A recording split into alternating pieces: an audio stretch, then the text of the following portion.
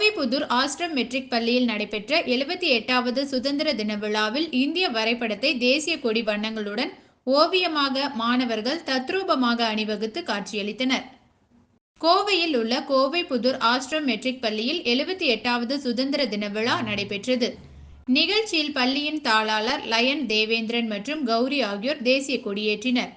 உடன் நிர்வாகிகள் உதயேந்திரன், செயலர் ரவிக்குமார், பள்ளி முதல்வர் சரண்யா, வித்யாஸ்ரம் பள்ளி நிர்வாக இயக்குனர் சௌந்தர்யா ஆகியோர் உடனிருந்தனர்.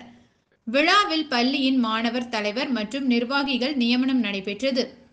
தொடர்ந்து நடைபெற்ற சுதந்திர தின விழாவில் சுமார் 500க்கும் மேற்பட்ட மாணவ மாணவிகள் ஒருங்கிணைந்த இந்தியா உருவான வரலாற்றை கூறும் நாடக அணிவகுப்பு நிகழ்ச்சியை நடத்தினர். தொடர்ந்து தேசிய கொடி வண்ணங்களை கைகளில் பிடித்தபடி நின்ற மாணவர்களின் அணிவகுப்பு தத்ரூப இந்திய வரைபடமாக காட்சியளித்தது.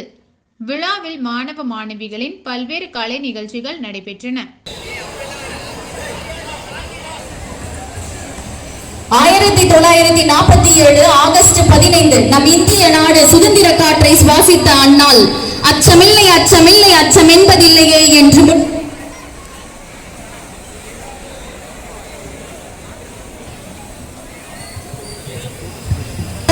நம் மூவர்ண கொடி. இந்திய சுதந்திரத்திற்கு பின் இந்திய